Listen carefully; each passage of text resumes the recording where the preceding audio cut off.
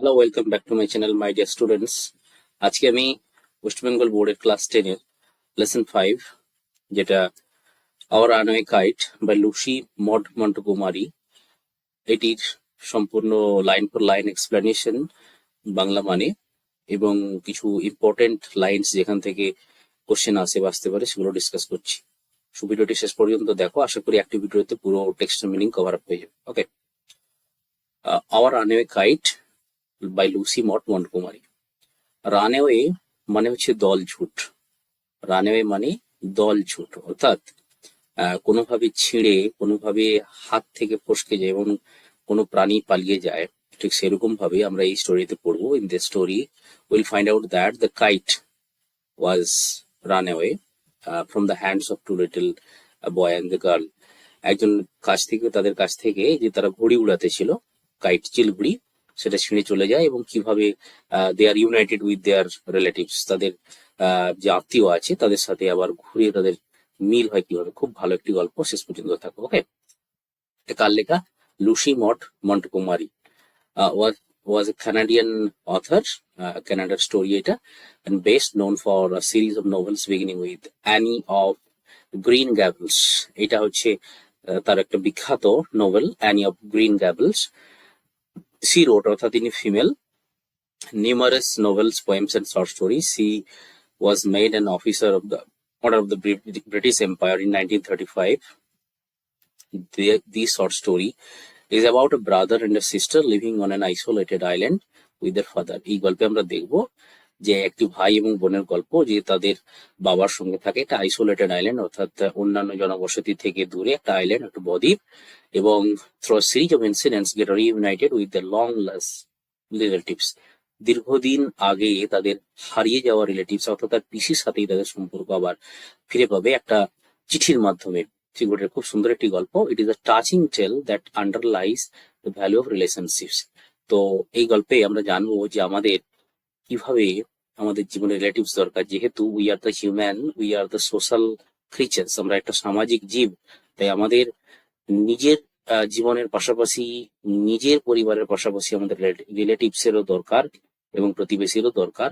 সেই সমস্ত কিছু আমরা এই গল্পটাতে বলতে পারি। So let's start the story. Unit 1। Of course, মানে অবশ্যই, there was nobody for us to play with on the big half moon. Big half moon, this is the name of an island, এটা একটা জায়গার নাম। এখানে বলেছে যে আমাদের সাথে খেলার কেউ ছিল না। We just had to make the most of each other and we did. আমাদের নিজেদেরকে নিজেদের কাজ সবকিছু করতে হতো এবং আমরা করতাম। আমরা কারা সেটা পরে বলছি। We live on the big half moon island. তাহলে big half moon is the name of an island, একটা বদ্বীপের নাম। পরীক্ষায় কোশ্চেন আসতে পারে। উই আর, উই বলতে কারা না, father, Claude and I. Narrator I, তার সঙ্গে তার বাবা থাকে ফাদার এবং Claude, and aunt Esther, Mimi and Dick. এই আন্ট এস্থার, আন্ট মানে এখানে পিসি, এস্থার পিসি এবং মিমি এবং ডিক তার ছেলে মেয়ে, তারা এসছে। আগে এরা থাকতো না, কিভাবে হয়েছে সেটাই বলছে। It used to be only father, Claude and I. তার মানে কি না, আগে শুধুমাত্র তার বাবা, ক্লড এবং সে নিজে থাকতো। It is all on account of the kite that there was most of us. একটা ঘুড়ির জন্যই আমাদের সবাই রিলেটিভস। আজকে যে পিসি এবং মিমিডিকের কথা বলছি, তাদের সাথে আমাদের মিল হয়েছে, সেটা আমরা জানবো। This is what I want to tell you about. আজকে আমি এটাই তোমাদের বলতে চাই। So this is the speech of the narrator. ন্যারেটরের নাম হচ্ছে ফিলিপ্পা, সেটা আমরা একটু পরে দেখবো। সে বলছে, father is the keeper of the Big Half Moon Lighthouse. ওর বাবা বিগ হাফ মুন লাইট হাউসে কিপার হিসেবে, ওই লাইট হাউসটা কিরকম না, সমুদ্রের পাড়ের দিকে যেখানে ল্যান্ড আছে সেখানে এরকম একটা টাওয়ারের মতো থাকে। আমরা টেক্সটের ছবিটা দেখতে পাবো কিছুটা। সেখান থেকে কি হয় না, এরকম ছোট ছোট কুঠুরি থাকে, সেখান থেকে আলো বের করানো হয়। আলো, কি আলো না, রেড কালারের আলো, কিংবা হচ্ছে যেটা গ্রিন সিগন্যাল, গ্রিন টাইপের, কিংবা হয়তো অরেঞ্জ কালার বা ইয়েলো কালার, কিছু যেটা আমরা সিগন্যাল দিতে চাইবো। This is indicated with the type of the colour of the light. যে কালারে দিতে চাইবো সেটা আমাদের যারা নাবিক আছেন সেলার আছেন তারা বুঝতে পারবেন, ঠিক আছে? তো সেই লাইট হাউস, এখন তো ইলেকট্রিক ব্যাপারটা পর এসে গেছে, তো তখন ওইখানে লাইট হাউসে থাকতে হতো। এবং ট্রেন লাইনে, প্লেনে, এরোপ্লেন যেরকম রানওয়েতে সিগন্যাল দিতে হয়, লাইটের সিগন্যাল, ঠিক সেই রকম ভাবে ওটাই জাহাজদেরকে, দিকভ্রান্ত জাহাজ এবং সমুদ্রে যেরকম কোনো নৌকা বা অন্যান্য কোনো জলযান যদি হারিয়ে যায়, দিক নির্দেশ হারিয়ে যায়, তখন সেই লাইট হাউস দেখে তারা বুঝতে পারে যে there is some land nearby. Okay, Claude is 12, I am 11 years old. তাহলে আমাদের যে ন্যারেটর, সেই ফিলিপ্পা, তার বয়স 11 বছর। ক্লড ইজ 12, তার মানে ক্লড বড়। ইন উইন্টার, শীতকালে, when the harbor is frozen over, পুরো হারবারটা, বন্দরটা ফ্রোজেন হয়ে যেত, বরফ জমে যেত। We all move over to the mainland, আমরা সবাই কি করতাম, মেইনল্যান্ডে চলে যেতাম, মূল ভূখণ্ড। As soon as spring comes, যেই স্প্রিং সিজন, বসন্ত ঋতু আসতে শুরু করবে, শীতকাল নেই, বসন্ত ঋতু আসতে শুরু করবে, মানে কি টেম্পারেচার বাড়বে। টেম্পারেচার বাড়া মানে কি হবে, টেম্পারেচার বাড়া মানে বরফটা গলে যাবে, তাই তারা কি করতো না, চলে আসতো তখন বরফ গলার আগেই। Back we shall to our own dear island, তাই আমরা আবার ডিয়ার আইল্যান্ডে চলে আসতাম। এটা একটা কারণ যে শীতকালে যেহেতু সমুদ্রের বেশিরভাগ, ওটা শীতের দেশ, বেশিরভাগ সমুদ্রটাতে বা বেশিরভাগ জলের যে পোর্শনটাতে বরফ জমা থাকে, তাই নৌকা, জাহাজ বা এই ধরনের স্টিমার যা আছে, জলযানগুলো, সেগুলো কম চলাচল করে, যেহেতু বরফের উপর দিয়ে তো যাওয়া যায় না। তো সে কারণে হয়তো তার বাবার কাজও কম থাকতো, সেই জন্য সেই সময়টা কিছুটা ছুটি পেতেন। কিন্তু স্প্রিং এলেই গলে যেত, তো তাই সবকিছু কাজ আবার স্বাভাবিক হতো, তাই ফিরে চলে আসতো। The funny part used to be that people always pitied us when the time came for us to return. বলছে মজার ঘটনা এটাই, যখন আমরা স্প্রিং সিজনের শুরুতেই ওখান থেকে, মেনল্যান্ড থেকে ফিরে চলে আসতাম আমাদের আইল্যান্ডে, তখন লোকেরা আমাদেরকে পিটি করতো, করুণা করতো, বলতো হায় রে, কতদিন তোরা ওখানে একাই থাকবি, আবার কতদিন পরে দেখা হবে, কি করে যে কাটাবি, এইভাবে করুণা করতো, দয়া করতো। They said we must be so lonesome over there, ওরা বলতো যে আমরা হয়তো ওখানে খুব একাকী থাকবো, দুজন ভাই বোন, with no other children near us, আমাদের আশেপাশে আর কোনো বাচ্চা ছিল না। Of course Claude and I would have like to have someone to play with us, অবশ্যই ক্লড এবং আমি, ন্যারেটর বলছে, ক্লড এবং আমি, আমরা চাইতাম যে আমাদের সাথে আরো কেউ বাচ্চা থাকুক, আরো কেউ আমাদের খেলার সাথী থাকুক। It is hard to run pirate caves and things like that with only two. Pirate cave একটা খেলার নাম, পাইরেট মানে জলদস্যু, যেহেতু ওরা জলে থাকতো, তাই ওদের খেলাগুলোর যে কালচার, সেটা ওদের দেশের সামাজিক পরিস্থিতি সমতুল্য। বলছি যে পাইরেট কেভস খেলাটা দুজন দিয়ে হতো না, but we use to quarrel a good deal with the mainland children in winter. কিন্তু যখনই আমরা মেইনল্যান্ডে চলে যেতাম শীতকালে, ওদের সাথে আমাদের ঝগড়াঝাটি হয়ে যেত। So it was perhaps just as well that there were none of them on the Big Half Moon. হয়তো এই কারণেই ঝগড়া হতো যে ওরা তো কেউ আমাদের সাথে থাকে না বিগ হাফ মুনে, হয়তো সেই জন্য। ক্লড এন্ড আই নেভার কোয়ার্লড, কিন্তু আমি এবং ক্লড, ন্যারেটর বলছেন, ন্যারেটর এবং ক্লড, আমরা কোনোদিন ঝগড়া করিনি নিজেদের মধ্যে। So this is the picture of the light house. এইখান থেকে কোনোভাবে রেড সিগন্যাল, গ্রিন সিগন্যাল, এরকম করে আলো জ্বালানো হতো, যেটা দূর থেকে সমুদ্রের যে সমস্ত দিকভ্রান্ত, এই যে সমুদ্র, এখানে সমুদ্র, এখানে দূরে জাহাজ আছে, তারা দেখতে পেত, ঠিক আছে? Next, to be sure, father did not seem to have any relations except us. তো নিশ্চিতভাবে বলতে গেলে বাবা আর আমরা ছাড়া আর কোনো রিলেশনস ছিল না, কোনো আর বন্ধু বান্ধব অর্থাৎ আমাদের কোনো রিলেটিভস ছিল না। This use to puzzle Claude and me, এটা আমরা অবাক হয়ে যেতাম, ক্লড এবং আমি অবাক হয়ে যেতাম যে বাবার আমরা দুজন ছাড়া আর কোনো রিলেটিভস নেই, তার ভাই বোন কেউ নেই। Everybody on the mainland had relations. আমরা যখন মেইনল্যান্ডে যেতাম তখন দেখি যে প্রত্যেকেরই রিলেশনস আছে, প্রত্যেকেরই রিলেটিভ আছে। হোয়াই হ্যাড নট উই, তাহলে আমাদের কেন নেই? Was it because we lived on an island, আমরা কি শুধুমাত্র বদ্বীপে থাকি বলে আমাদের কোনো রিলেটিভ নেই? We thought it would be so jolly to have an uncle and aunt and some cousins. বলছে আমাদের খুব আনন্দ হয়, আনন্দ হতো, জলি মানে আনন্দিত, টু হ্যাভ এন আঙ্কেল, যদি আমাদের একটা কাকু থাকতো, কাকিমা থাকতো, বা কিছু কয়েকজন ভাইপো ভাইজি থাকতো, এরা সব। Once we asked father about it, একবার বাবাকে জিজ্ঞেস করলাম যে বাবা আমাদের কি কোনো রিলেটিভ নেই, আমরা একা কেন? But he look so sorrowful that we wished we had not, কিন্তু বাবার কথাটি শুনে বাবার মুখে এমন ভাবে আমি একটা দুঃখের ছাপ দেখলাম, একটা চিন্তাপূর্ণ ভাব দেখলাম, যে আমাদের মনে হলো কেন যে বাবাকে জিজ্ঞেস করলাম, বোধ হয় না জিজ্ঞেস করেই আমাদের উচিত ছিল। He said it was all his fault. Claude and I did not understand what he knew. বাবা উত্তর দিয়ে বললেন কি যে সেটা তার নিজের ভুল, আমরা বুঝতে পারিনি কি ভুল, কি ভুলের কারণে আজকে আমাদের রিলেটিভ নেই সেটা আমরা বুঝতে পারিনি। যাই হোক, ক্লড এবং আমি সেই ঘটনাটা বুঝতে পারিনি কেন নেই। এটা ইউনিট 1 শেষ হয়ে গেল। Next unit 2।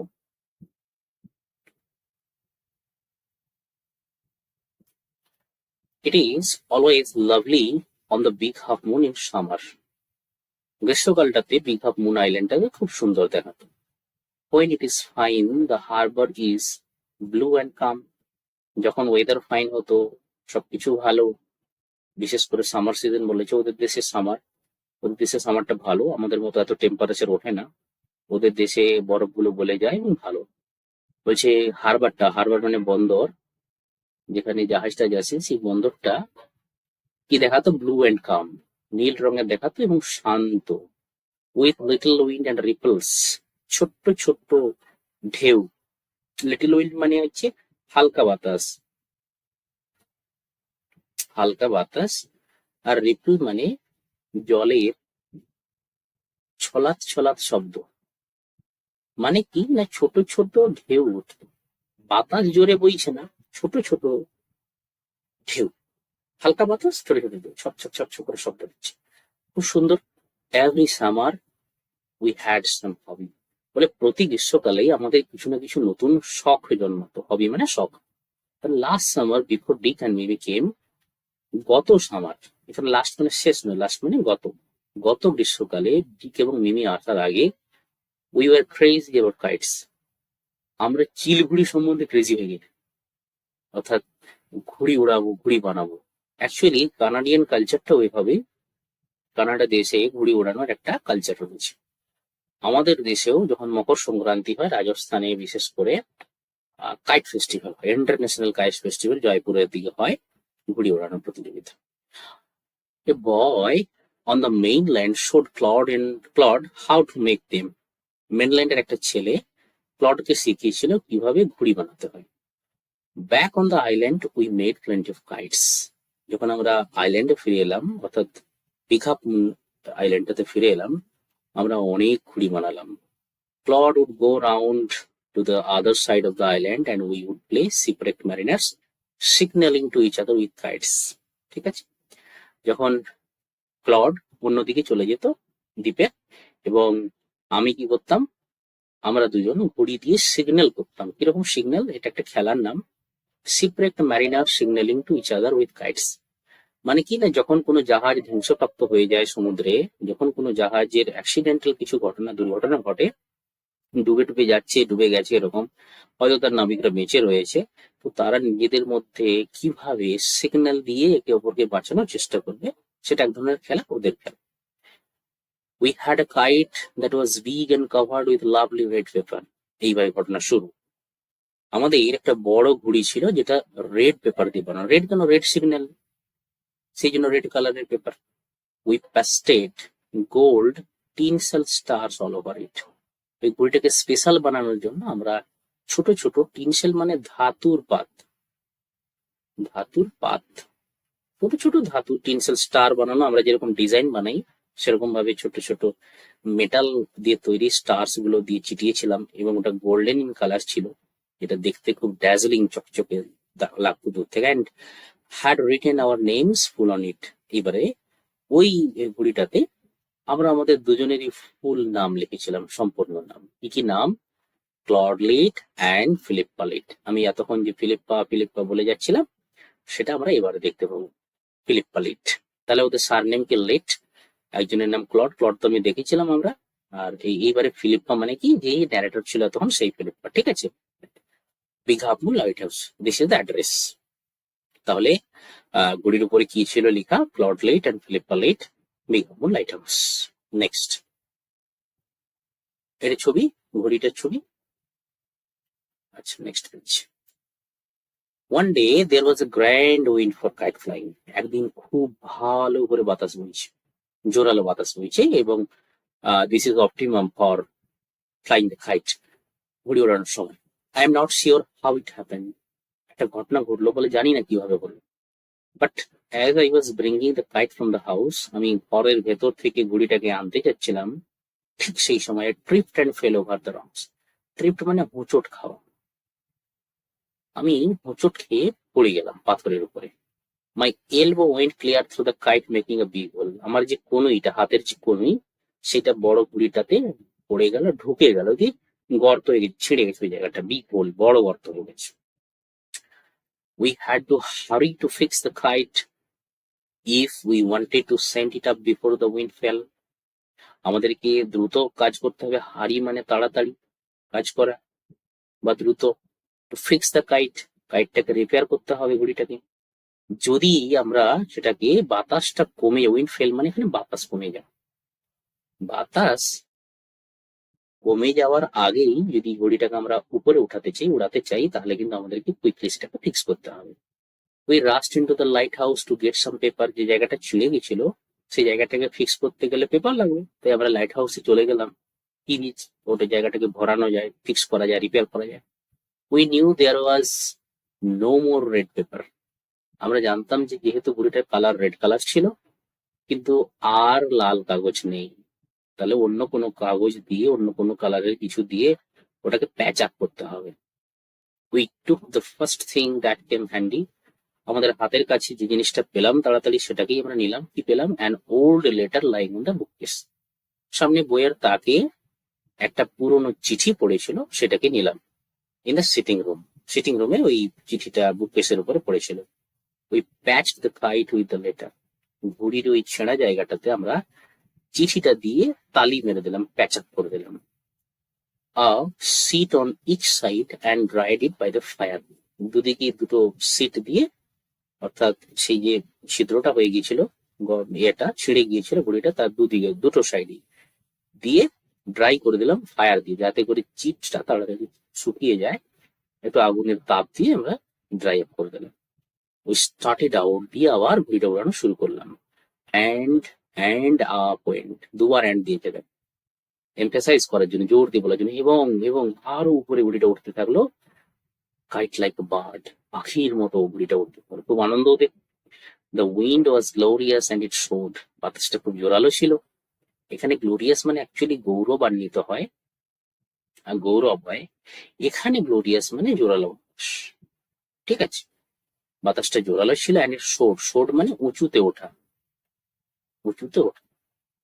পাখি যেরকম পরপর করে উঁচু উঠতে থাকে সেভাবে শোর করছিল। অল এট ওয়ান্স স্ন্যাপ, বাস ঠিক এই সময় হঠাৎ করে, অল এট ওয়ান্স মানে হঠাৎ করেই, স্ন্যাপ, স্ন্যাপ মানে হঠাৎ করে একটা শব্দ, দড়িটা, স্ট্রিংটা, সুতোটা কেটে গেল, ট্যাং করে, কাটাং করে শব্দ। And there was Claude standing with a bit of cord in hand. Claude বাচ্চা দাঁড়িয়ে আছে, হাতে সেই লাটাই বলি যেটাকে আমরা, যদি রোলটা যেখানে ওই থ্রেডটা, সুতোটা থাকে, ধরে দাঁড়িয়ে আছে। কি সুতো আছে, ঘুড়ি নেই, উড়ে চলে গেছে। Standing with a bit of cord, শুধু সুতোটাই ধরা আছে। লুকিং ফুলিশ, বোকার মতো দাঁড়িয়ে, কি করবে, ঘুড়ি ছিঁড়ে গেছে। আর kite had sailed away over to the mainland. জোরালো বাতাস ছিল, তাই ঘুড়িটা উড়তে উড়তে উড়তে উড়তে আইল্যান্ড থেকে মেনল্যান্ড থেকে চলে এসেছে। ওকে, next page.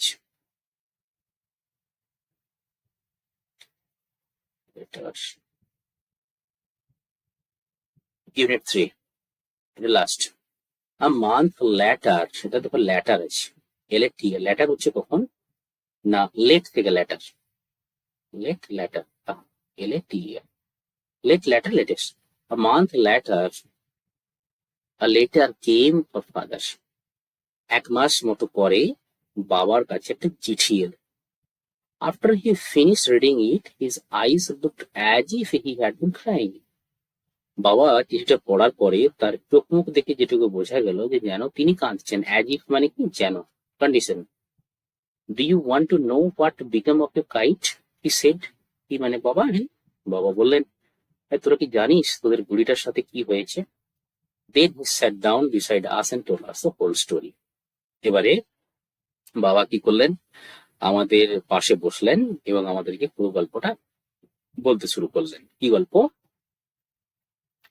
Father had a brother and a sister. এক সময় বাবার একটি ভাই ছিল এবং একটি বোন ছিল। ভাই থাকলে আমাদের কাকু হতো, সিস্টার এখনো বেঁচে আছে, এস্থার, যার নাম পিসি। He had quarreled with his brother and left home.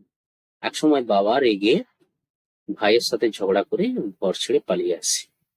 Years afterward, কয়েক বছর পরে, he felt sorry and when he went back, এক সময় বাবা ভুল বুঝলেন এবং দুঃখিত বোধ করলেন, তাই তিনি ঘর যেতে চাইলেন। went back, he found his brothers had died and he could not find his sisters.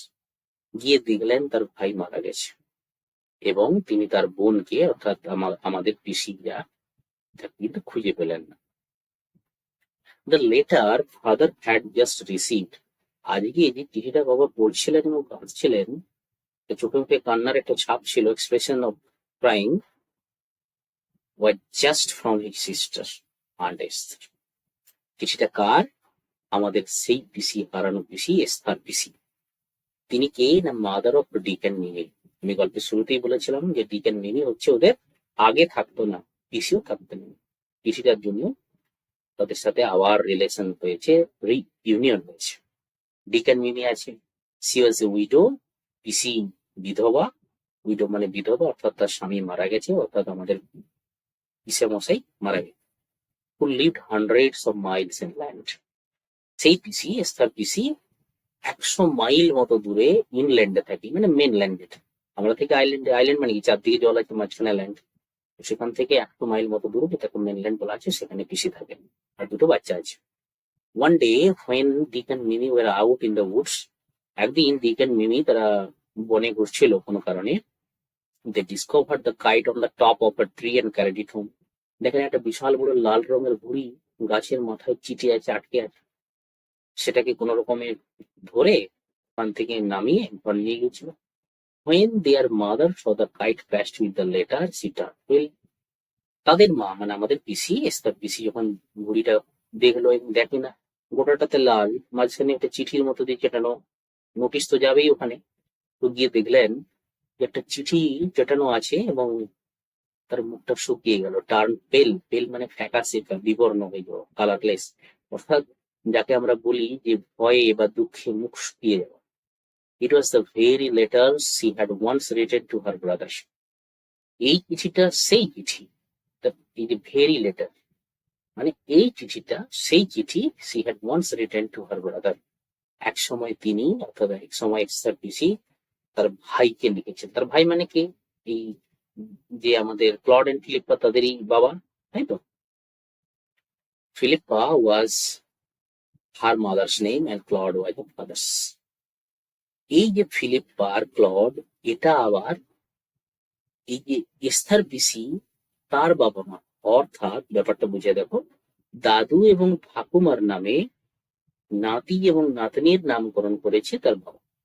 আজকে আমাদের যে ফিলিপ আর আজকে আমাদের যে ক্লড লিট, ফিলিপ্পা লিট, তো এই নাম দুটো কিন্তু অ্যাকচুয়ালি এই দুটো বাচ্চার নাম, সঙ্গে সঙ্গে তার আগে যে তাদের গ্র্যান্ডফাদার এবং গ্র্যান্ডমাদার দুজনেরও একই নাম ছিল।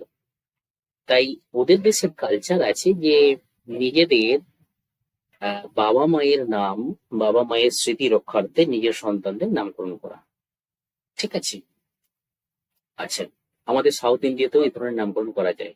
যেমন আমাদের আব্দুল কালাম, আবুল ফকির জয়নুল আবদিন আব্দুল কালাম, এত ওর নাম। বাবার নাম কি? জয়নুল আবদিন। ঠিক আছে? এবং ইসলাম ধর্মেও তাই আছে, এরকম ওসামা বিন লাদেন। ঠিক আছে? তার ওসামা অ্যাকচুয়াল নাম, বিন মানে পুত্র, কার পুত্র? লাদেন, ওসামা বিন লাদেন, এইভাবে নাম। তো তাহলে ক্লড লিট, ফিলিপ্পা লিট, আজকে যে দুটো বাচ্চা 11-12 বছর, যেটা আমরা গল্পের শুরুতে দেখেছি, তাদের গ্র্যান্ডফাদার গ্র্যান্ডমাদারেরও নাম ওটাই ছিল। তাহলে ওই গ্র্যান্ডফাদার গ্র্যান্ডমাদার এই যে এস্থারের বাবা মা, তো ওই দুটো নাম দেখে বুঝতে পেরে গেছে, সে knew who he must be, এবার বুঝতে পেরে গেছে এরাই, সি বলতে সে পিসি বুঝতে পেরে গেছে যে এই যে দুটো বাচ্চা ফিলিপ্পা লেট, ক্লড লেট, এরা কিন্তু তাহলে আমার ভাইয়ের বা দাদার ছেলে মেয়ে। সো কারণ একজন ভাই তো মারা গেছে, so she sat down and wrote to the big half moon and father received the letter. তো এক সময় কি হলো না, তাই যে সেই অ্যাড্রেস, আর আমি অ্যাড্রেসটাও দিয়েছিলাম, ওরা চিঠিতে লিখেছিল না big half moon light house, তাই বিগ হাফ মুন লিখলো, চিঠিটাও দিল, চিঠিটা পৌঁছে গেল এবং বাবা চিঠিটা পড়ছিল এবং দুঃখ পাচ্ছিল। নেক্সট ডে, ঠিক তার পরের দিনই, father went and brought aunt Esther Dick and Mimi with him. বাবা গেলেন তার নিজের সাথে করে, এস্থার পিসিকে, ডিককে, মিমিকে, সবাইকে নিয়ে এলেন। They have been here ever since, তারপর থেকে তারা এখানেই আছে। Aunt Esther is the dear, aunt Esther অর্থাৎ এস্থার পিসি সত্যি খুব খুব প্রিয়, খুব ভালো একজন পিসি। অ্যান্ড ডিক আর Mimi are too jolly for words. আর কি বলবো ডিক আর মিমির কথা, তাদেরকে যাই বলি না কেন তারা সবসময় হ্যাপি এন্ড জয়ফুল, খুব আনন্দে আছে তারা। But the best of it all is that we have relationship. সে যাই হোক, সব থেকে ভালো কথা হলো কি না, এখন আমাদের রিলেশনস আছে, এখন আমাদের রিলেটিভ আছে। তো this is the end of this story. তারা চেয়েছিল তাদের রিলেটিভস থাকুক, তাদের ইচ্ছাও পূরণ হলো। কিছু অতীত ঘটনা ঘটে যাওয়ার কারণে তার বাবার যে সমস্ত রিলেটিভস তাদের কাছ থেকে ছেড়ে গিয়েছিল, আবার ভাগ্যের চক্রে কোইন্সিডেন্টালি তার বাবা এবং এরাও তাদের রিলেটিভসদের ফিরে পায়। তো খুব সুন্দর একটা story. Please do subscribe my channel, subscribe করে রেখো, আর প্লেলিস্টে চলে যেও। ক্লাস 10 WBBSE ক্লাস 10 এরকম নামে থাকবে, সেখানে তোমাদের সমস্ত টেক্সটের full meaning, question answer, special discussions কিছু, এবং গ্রামার, আমার কি গ্রামার যে প্লেলিস্টটা থাকবে তাতে গিয়ে গ্রামার এবং রাইটিং পরপর আপলোড হতে থাকবে। চ্যানেলটা সাবস্ক্রাইব করে রেখো, শেয়ার করে দাও, সবকিছু। Thank you very much for watching.